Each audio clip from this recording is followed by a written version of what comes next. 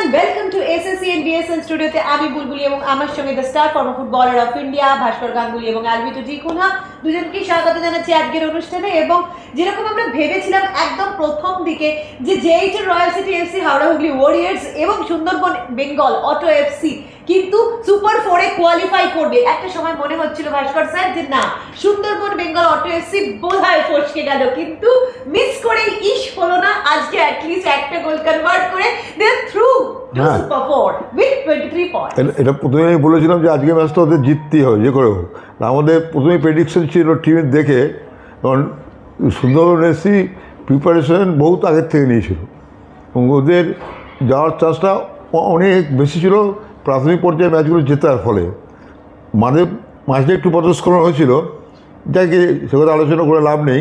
আজকে কিন্তু ওরা জেতার মতোই খেলেছে, জেতার মতোই খেলেছে।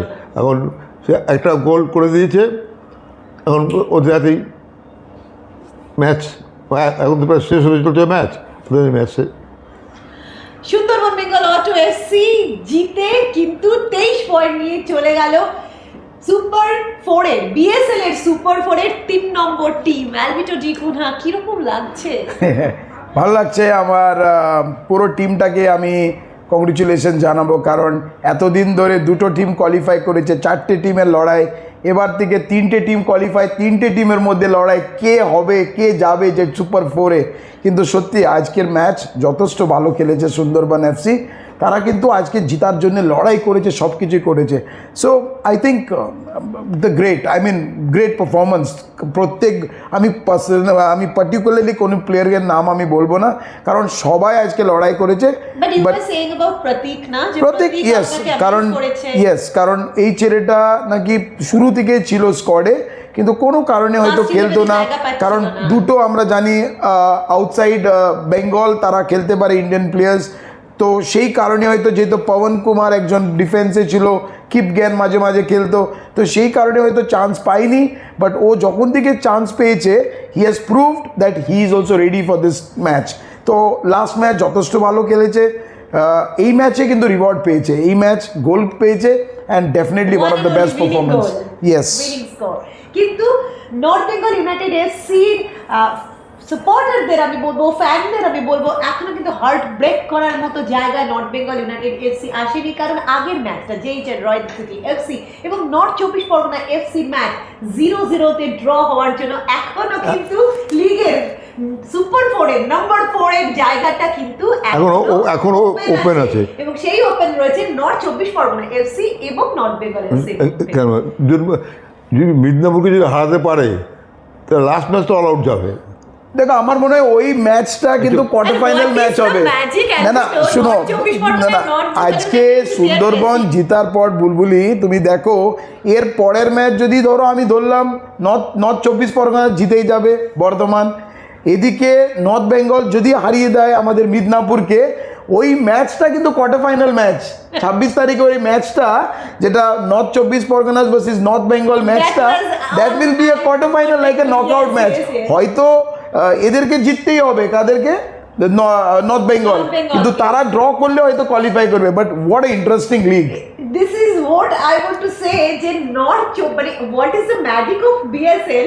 এখন এতদিন আমরা ভাবছিলাম নাম্বার 1 কে হয়, নাম্বার 2 কে হয়, number 3, today we have got number 3 Sundarban Bengal Auto FC, ওরা চলে গেল। কিন্তু নাম্বার 4 এখন দুই উত্তরে দুই নর্থের মধ্যে লড়াই, আর they are going to face each other in upcoming last match, quarter final match. Sundarban FC আমি বলেছিলাম 100% 90% চান্স কোয়ালিফাই করার, সেটা করেছে ওরা। আর বর্তমান যদি হেরে যায় বা বর্তমান যদি হারিয়ে দেয় নর্থ 24 পরগনাকে, তাহলেও কিন্তু উত্তর কাছে ওপেন রয়েছে। এখন 3টে টিমের কাছে ওপেন, এখনো কিন্তু বর্ধমানও কিন্তু স্বপ্ন দেখছে না। হ্যাঁ, সব দেখতেই পারে অবশ্যই, কারণ দেখো তারাই একটু আউটসাইড চান্স আছে। তো আমার মনে হয় লাস্ট ডে অবধি কেউ জানে না কারা থ্রু হবে, কারা। আর বিএসএল তো বলাই যাচ্ছে সত্যি তাই, মানে the only 3 teams that can by now say আমরা কোয়ালিফাইড, সেটা হচ্ছে সুন্দরবন, হাওড়া হুগলি ওয়ারিয়র্স আর JHR. and what is the magic of BSL? আমার মনে হচ্ছে এই টিমগুলো যখন নিজেদের 14 নাম্বার 14 ম্যাচ খেলবে, সেই দিন বোধহয় আমরা জানতে পারবো হু ইজ দ্য নাম্বার 4।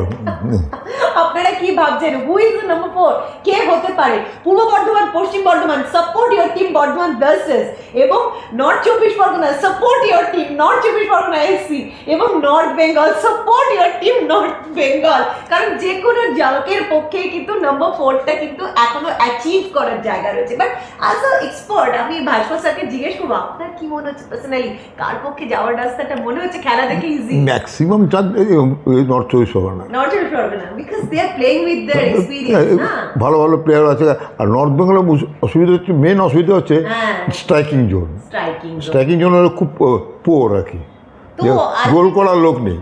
আপনার দিকটা তো নর্থ বেঙ্গল একদম কম্প্যাক্ট রেখেছে, রাইট? মানে ওরা ডিফেন্সটাকে, এবং আমি জানি ভাস্কর স্যার আমাকে বলুক না বলুক, এই বিএসএল লিগে আপনার ফেভারিট গোলকিপার কিন্তু রাজা বর্মন, রাইট?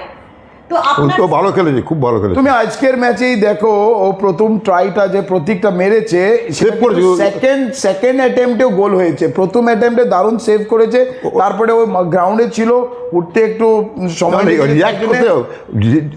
যে তো কাছ থেকে বলটা মেরেছে, রিয়াকশনটা খুব ভালো, কুইক করেছে। সেকেন্ডটা তো উঠতে পারেনি।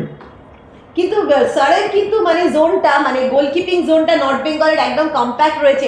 আমি অ্যালভিটো ডিকোনাকে বলবো যে একটু টিপস হয়ে যাক না north Bengal United FC scoring লাইনে। নর্থ ইউনাইটেড ডেভিড মোটলাকে তাড়াতাড়ি মানে ঠিক হতে হবে, টিমে কামব্যাক করতে হবে, তার কিন্তু অনেক দরকার আছে। তো আশা করি ও যত তাড়াতাড়ি রিকভারি করে, টিমের জন্য একটা অ্যাসেট। নেক্সট দুটো ম্যাচ তারা জিতলে তাদের একটা chance. So I wish him a quick recovery. Sir তো স্যারের পরটা বলে দিয়েছে, you are one of the finest winger of India. আপনার যে ফেভারিট জোনটা, উইংটা, সেখানে বিএসএল এর কে সবথেকে বেশি ইমপ্রেস করলো অ্যালভিটো ডিকোনাকে? আমার দুটো ছেলে যাকে আমি খুব পছন্দ করেছে, একটা হচ্ছে হাওড়া হুগলি ওয়ারিয়ার্সের জিয়াবুল, আর আকিব নওয়াব, যে আমাদের সুন্দরবন টিম সন্তোষ ট্রফিতে যে জয় পেয়েছে, গোল স্কোর করেছে, আমাদের বিএসএলেই 4-5টা গোল পেয়েছে। তো আমার দুজনকে, আর আরও অনেক প্লেয়ার্স আছে যারা অবশ্যই ওরা ভালো পারফরমেন্স দিয়েছে, কিন্তু যেহেতু এটা একটা কুইক কোয়েশ্চেন ছিল, কুইক আনসার দিতে একটু সময় লাগে, তো আমি জাস্ট দুটো নাম বলে দিলাম। Rakibul not bad, Rakibul not bad, they are one of the best performers, specially from the flanks. আর এরকম একটা ইন্টারেস্টিং বিএসএল এর জন্য কিন্তু number 4, who is the number 4, who will be the number 4 for BSL super 4, আপনাদের কিন্তু বিএসএল এর সঙ্গে একদম এই রকম ভাবে হাতে হাত দিয়ে এরকম ভাবে জড়িয়ে থাকতে হবে, জড়িয়ে রাখতে হবে ফুটবলকে। কারণ সব খেলার সেরা বাঙালির তুমি ফুটবল, আর বিএসএল মানে সারা বাংলা সেরা ফুটবল।